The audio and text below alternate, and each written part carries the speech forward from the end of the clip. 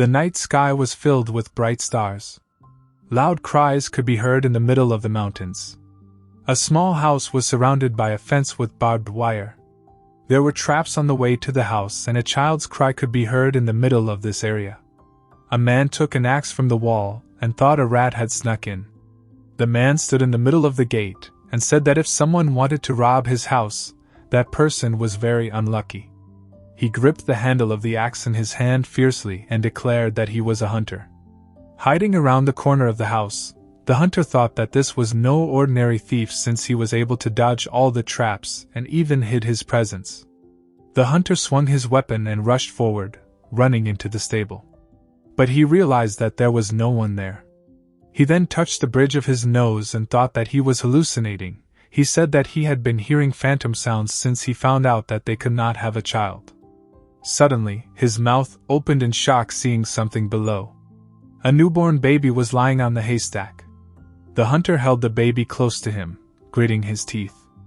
He raised his eyebrows and looked at the boy closely. A smile appeared on his face when he heard the baby's heartbeat. The hunter turned around and saw Lena, who asked Vincent why it was suddenly so noisy. Then the woman ran up to the hunter, asking about the baby in shock. Vincent sweated with nervousness looking at the baby. Standing in the middle of the stable, he declared that this was their child now. Colored patterns were visible when the boy opened his eyes and waved his hand. A wind suddenly blew, collecting clouds, from which soon rain began. People stretched out their hands to the drops falling from the sky. The dry land became fertile, and the villagers began to sing happy songs. The boy drove away wild animals. He also protected the village from dangers, and thanks to his mystical powers, peace reigned. The shepherds stood in the field. No one suffered from hunger or thirst anymore. The young man in the black hat sat at the table, still researching for the villagers, who thought such abilities were magical, and so they called him a mage. The boy closed the red book about this magical wizard. Shirone sat by the tree, smiling at his father. Vincent's cheeks were red with affection. He grabbed his son and spun him around, shouting how wonderful he was and that they could go home to eat. The hunter Vincent kissed the boy on the cheek, and Shirone asked him how to use magic. They walked through the green forest, and Vincent laughingly asked if it was magic to cut trees with just one swing of an axe. Two boys with a ball in their hand watched the main character. Vincent and Shirone held hands while the boys said that Shirone was constantly reading even when they wanted to play. The hunter looked to be in tension when the boys noticed that the skinny protagonist did not look like his father at all, and that he was abandoned by his real parents. Vincent clenched his fist so hard that it began to shake. He was angry at the boys for saying crap like this. He began to sweat as he looked at Shirone. He was smiling widely, clutching a large book to his chest. Vincent looked at his son and said that tomorrow they would go to the city together and buy his favorite fruits. A happy expression appeared on the protagonist's face while the hunter thought about how he sometimes did not give his son enough fatherly attention. He patted the child on the head and decided that he did not care what others said. With his bright blue eyes widening, the protagonist decided that he wanted to learn more about magic. A horse-drawn carriage entered the local city of the Kingdom of Thormia, Krias. The protagonist looked at the city landscapes with a smile. People were selling and buying clothes, walking along the street. Some were buying vegetables, and some were chatting or reading a newspaper. The carriage wheels stopped. Vincent crouched in front of Shirone and asked him to wait for him in Grandpa Martin's shop until he finished his business. The man frowned and reminded his son not to go into dark alleys and not to run into nobles, and the boy replied with a smile that everything would be fine. Vincent turned around from the carriage and left. The scene then shifts to Shirone diligently writing letters and numbers on the board. Martin thanked the child with a warm smile for his help. The old man, with a kind look, thought that this child was very smart for his age. Just then the protagonist asked if Martin knew about magic. The boy cried, not understanding how to use magic. Surprised by his question, Martin asked if Shirone meant magic. Martin imagined the child with toys and thought that children's interests included dragons, heroes, mages, and weapons. The protagonist smiled warmly, holding the red book in his hands. The grandfather raised his finger and said that he didn't know anything about magic either, but there were many books about it nearby. He pointed to a bookstore in the distance and said that there were many books about magic there. The boy ran in that direction, shouting that he would be right back. Martin picked up the book and laughed, saying that he had also read such stories when he was a child. His eyes widened in shock when he saw the various symbols and information about magic inside. And then the old man realized that Shirone was interested in how to actually use magic. Someone hit a small child's hand, screaming loudly that his dirty hands can't touch the book.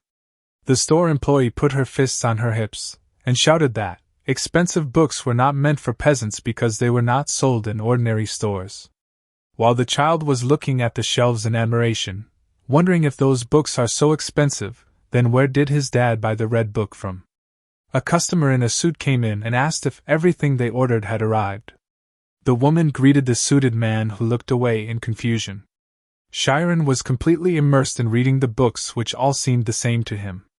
The protagonist left the store and sniffed his hands which he had washed earlier. Suddenly, he saw a man carrying a box with many books. The boy immediately ran after him, wondering in his mind where this noble got the books from. Suddenly, the stranger turned the box over and all the books began to fall down. Shirone froze and opened his mouth in shock. In front of him was a garbage dump. He took one of the books with a smile and realized that Vincent took the book for him from here. Nearby, two girls were talking with smiles. Their dresses showed that they were nobles. Shirone remembered how his father told him not to run into nobles. He wondered why they were allowed, but he was not. The protagonist followed the two strangers. Suddenly, someone put a hand on his shoulder and called him. The guard looked down at him and said that children like him were not allowed to wander alone in this place. The man added that only nobles were allowed behind these gates. Two guards surrounded the protagonist, asking where his parents were. The men looked at each other and came to the conclusion that Shirone was an orphan. Beads of sweat appeared on the protagonist's pale face when the guards suggested that he might have been sent by bandits. One of them looked at the child and said that he should go with him. But only a brown sweater remained in his hand. The guards panicked, not understanding where the child had gone. The protagonist hid behind a flower bed, breathing heavily. He brushed petals and thorns from his hair. Looking at his dirty sweater, he assumed that his father would scold him. Suddenly, he saw his brown shoe in front of him. And he put it on. His eyes widened when he heard someone discussing magic. Shirone looked up as someone asked a certain headmaster to show him how to shoot fire. Standing in front of a stone wall, the protagonist overheard kids talking about magic and wondered if this was a magic school. The protagonist leaned his ear against the wall and heard the headmaster ask the children what they needed to learn magic. The children replied with answers like knowledge, wisdom, or money. The child's blue eyes widened, and he wondered if he needed to be a noble to become a mage. A bead of sweat appeared on his cheek as the headmaster told that the most important thing needed to become a mage was insight. The children opened their mouths in admiration as they looked up. They asked what insight meant. An old man with a long beard asked if any of the students could explain why 1 + 1 = 2. The students replied that it was just obvious. The headmaster explained that there was a time when people did not know that 1 + 1 = 2. And many scholars worked hard to prove it. The old man explained that, to understand the rules of the world, one needs to feel and accept things through conceptualization. And since magic is also a law of the world, one needs to feel and accept it through their insight. Shirone, listening to the old man, wondered if he could become a mage too, one day. Suddenly the old man smiled, and asked the child behind the wall to share his thoughts with him. Shirone pushed himself off the stone surface in shock. He looked at his hands, wondering if he should run away, or reply to his question. Shirone didn't know what would happen to him. His blue eyes were wide open, and suddenly a thought came to him. The boy quickly began to climb the wall, thinking that he would regret it forever if he did not do it now. He climbed to the very top, breathing heavily. Suddenly, admiration appeared on the protagonist's face. Many young mages were sitting around the old man by the tree. Milch, the headmaster of the academy, raised his hand and asked if the child wanted to join him. Shirone looked at him silently. Then he closed his eyes tightly. The next moment, he jumped down. The protagonist hesitantly stepped forward. The principal was sitting by the tree while his students were shouting that a lowly commoner couldn't be here. The boy looked at them with fear. The old man called the child over with a smile and asked what he was so interested in. Shirone looked at him and said that he wanted to see magic. The headmaster asked if he had never seen magic before. He was standing near the group, saying that he had only read about it in books. He bowed and asked Milch to show him just any magic, no matter the type. The master raised his hand and said that he would show him the magic of wind. The students looked at the teacher with admiring smiles. Shirone raised his hands when a gust of wind almost knocked him off his feet. All the children flew into the air. The protagonist also found himself high in the sky. From afar, all of the students could be seen hanging in the air. Soon they all began to fall down. The protagonist waved his arms, thinking he was going to crash. He then closed his eyes and screamed loudly. When he opened his eyes, he realized that he was hanging in the air low above the ground and the others were laughing. The principal also smiled and said that this was magic. Shirone was sitting on one knee. Beads of sweat appeared on his face, and he asked what magic was. The master scratched his beard with a sly smile. The child began to cry, begging him to just tell him the truth of magic. The students looked at the protagonist with disapproval, discussing how rude he was to the principal. Milch's eyes shone brightly. Shirone looked at him silently. The old man smiled and said that magic operates beyond common sense and is a mental process that explores the truth of reality. The boy looked at the master and said that magic is irrational. And because of this, it is actually closer to the truth. All the young magicians opened their mouths in shock. The headmaster raised his gray eyebrows and laughed loudly, asking if everything was written like that in the books. The protagonist enthusiastically replied that he had found a common point in the books.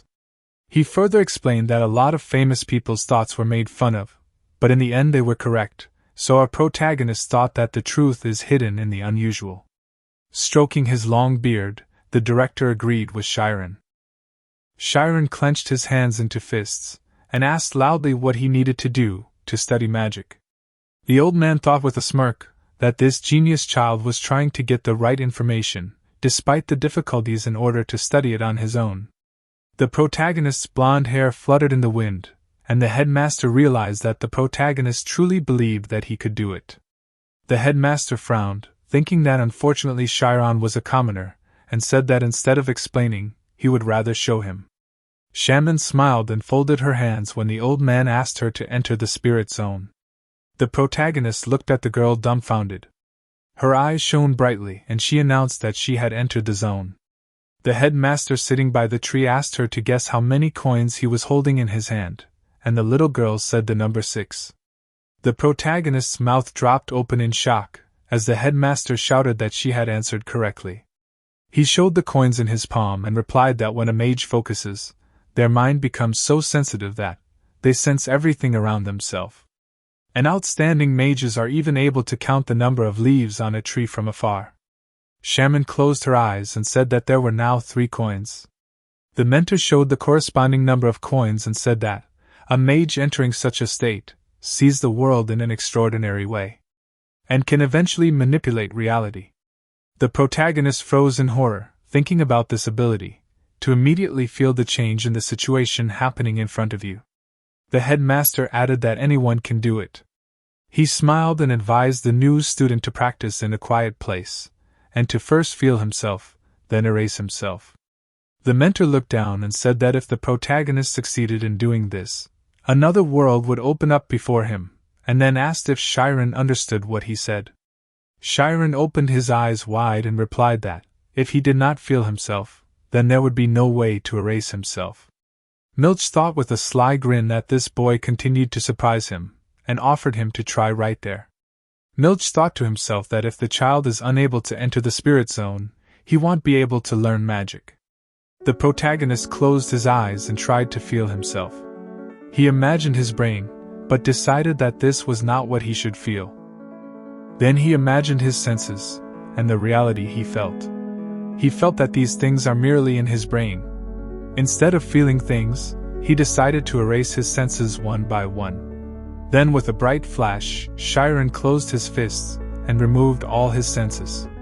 Then he weakly opened his eyes and saw the students with the headmaster. The headmaster sitting by the tree asked how the protagonist was feeling. He touched his beard with his hand and asked what exactly he felt. Shirone opened his eyes wide and replied that he heard sounds. Many types of sounds. He stood in front of the academy students who started laughing. Milch, the headmaster, looked at the protagonist and thought that he had failed, as he explained to us that things that happen in the spirit zone are in another dimension. In the spirit zone, one can smell the sounds, and even know the taste of light. He patted the child on the head, and said that he would be able to hear even more if he continued to train. The students and the old man walked away back to the academy. Shirone was left standing by the tree, and the headmaster thought that this child was very talented.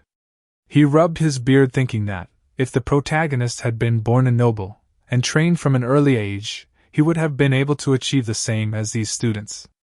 The master frowned his gray eyebrows and decided that there were many talented children in the world. Shirone climbed over the wall and jumped down. He cried. And as tears flowed down his cheeks, he said that it really worked.